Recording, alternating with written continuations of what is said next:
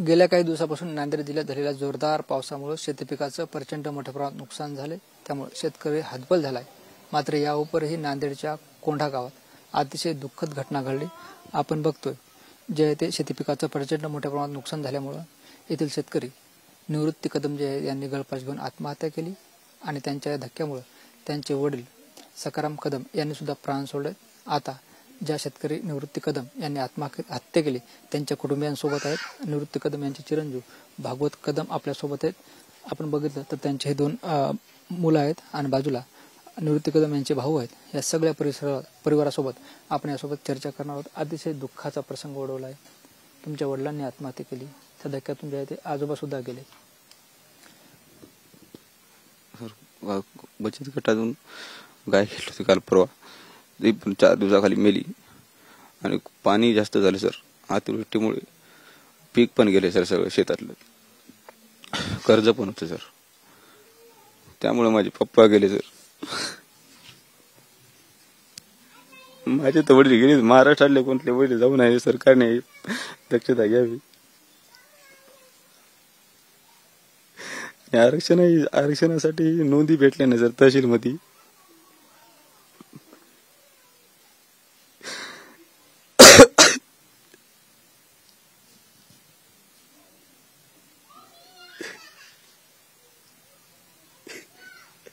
आजोबाला पण पॅरालिस झालं 3-4 साला, 3-4 वर्ष झाले।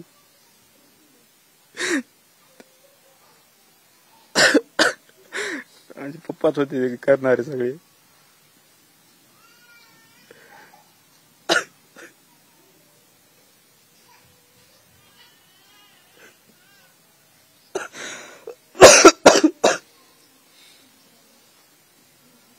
तुमचं काय शिक्षण झाले? 12 झाली, ITI झालेला आहे सर। ट्रॅक्टर मध्ये BA चालू आहे। किती एकर शेती होती, किती कर्ज होतं का माहिती आहे का? 3 एकर आहे शेती, 1 लाख काहीतरी कर्ज आहे होतं। बचत गटाचे होते सर। बाहेरलं पण काय खाजगी पण होते सर। बाबाचा इलाज असं ते घेतलेलं।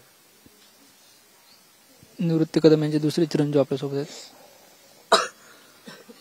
SBIचं पण कर्ज आहे, 1 लाख रुपये कर्ज आहे। त्याला व्याज काहीतरी 1,17,000 रुपये आहे पूर्ण।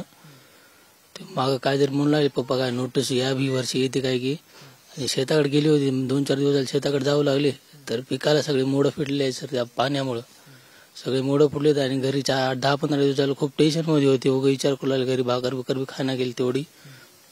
आणि हे बाबाच्या विलाजासाठी पहिले सोयऱ्याधाऱ्याकडून पैसे बी घेतलेले आहेत, आजोबाच्या विलाजासाठी। ते पॅरलेस झाला होता आजोबाला पण 2 वर्षाखाली।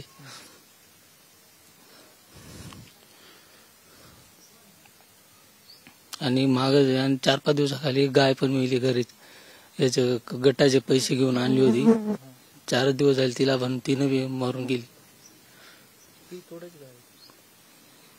30-35 हजाराची असेल। पप्पानं आणली होती, त्याने पुरून टाकली आम्ही त्या दिवशी रात्री आकड्याजवळ। त्याचं बी टेन्शन घेऊ लागले, भाकर बी खाणं गेली घरी काहीच।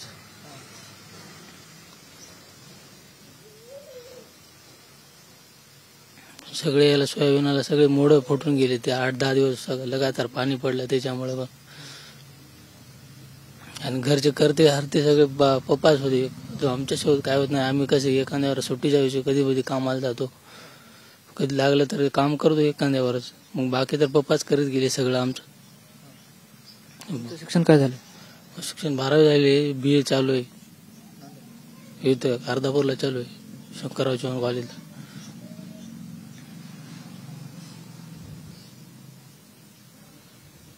आपण बघतोय हे सगळी दुःखद घटना आहे। मात्र सरकारनं काय केलं पाहिजे, काय वाटतं तुम्हाला सगळ्या गोष्टीसाठी? काय कर्जमाफीचं बोलू लागले, पण कर्जमाफी काय झाली नाही आणखीन। तरी जरी कर्जमाफी झाली तर दुसरे तरी वडील, दुसऱ्याचे तरी कोणाचे वडील हरवले जाणार नाही, कोणाचं काही होणार नाही। सगळ्यांचा आधार राहील त्याच्याला, त्याचा कोणी आत्महत्या पण करणार नाही। एवढंच कर्जमाफी जर झाली तरी पण चांगलं आहे खूप। पण बहुतेक ते कर्जाचं खूप टेन्शन घेतलंय। सोयऱ्याधाऱ्याचे पैसे द्यायचे होते काय की सोयाबीन बी आलं नाही, त्याच्यामुळे बी खूप टेन्शन घेऊ लागले। बँकेचं बचत गटाचं सोडून पण कर्ज आहे। बँकेचं तर आहेच, बचत गटाचं पण आहे आणि सोयरे आहे. आपण बाबाच्या इलाजासाठी पैसे आणले होते, आजोबाच्या इलाजासाठी. ते आजोबाचा पण पॅरलेस झालं नाही चांगला, तसेच होते, पण होते चांगले होते, बोलत गेले, खात गेले. आणि पप्पा काल गेल्याच्या नंतर मग आजोबाला कळालं, नंतर आजोबा पण गेले आम्हाला सोडून.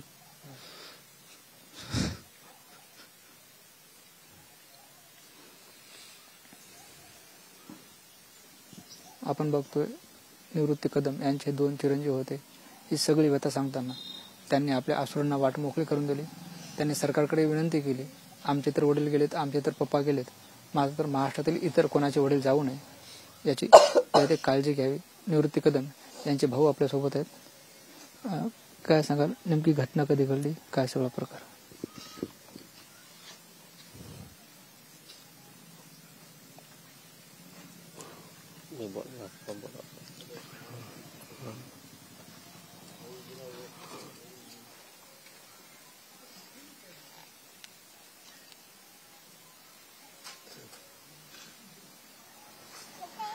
तुमच्या 3 भावात किती एकरवर? 3 एकर. 3 एकर जमीन होती. शेतात जाऊन असंच मोडं फुटली, हे झालं. गाय घेतली कर्ज, ते गटाचं उचलून ताण घेतला. पाऊस झाला. आरक्षणासाठी शिक्षण असून ते नोंदी भेटल्या नाही तहसीलमध्ये.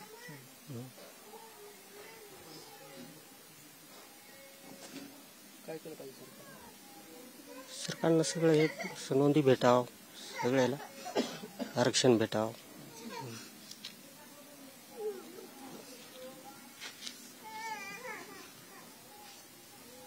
निश्चितच आपण बघतोय निवृत्ती कदम यांचा सगळा परिवार होता. त्यांचे 2 मुलं होते, त्यांचे भाऊ सुद्धा होते. या पद्धतीने यांनी सांगितलं की गेल्या काही दिवसापासून शेतीपिकाचं प्रचंड मोठ्या प्रमाणात नुकसान झालंय. बचत गटाच्या माध्यमातून गाय घेतली, मात्र या पूर परिस्थितीत ती गाय सुद्धा वारली. आजोबाच्या जे आहे ते उपचारासाठी नातेवाईकाचं कर्ज घेतलं होतं, त्यामुळे ते चिंतित होते आणि अशा सगळ्या परिस्थितीत त्यांनी आत्महत्या केली. आता सरकारनं यांचे अश्रू पुसण्यासाठी पुढे यावं अशी मागणी सुद्धा या सगळ्या कुटुंबियांनी केली. कॅमेरा पर्सन चरणसह ज्ञानेश्वर लोंढे, ट्युनर मराठी, कोंढा, नांदेड.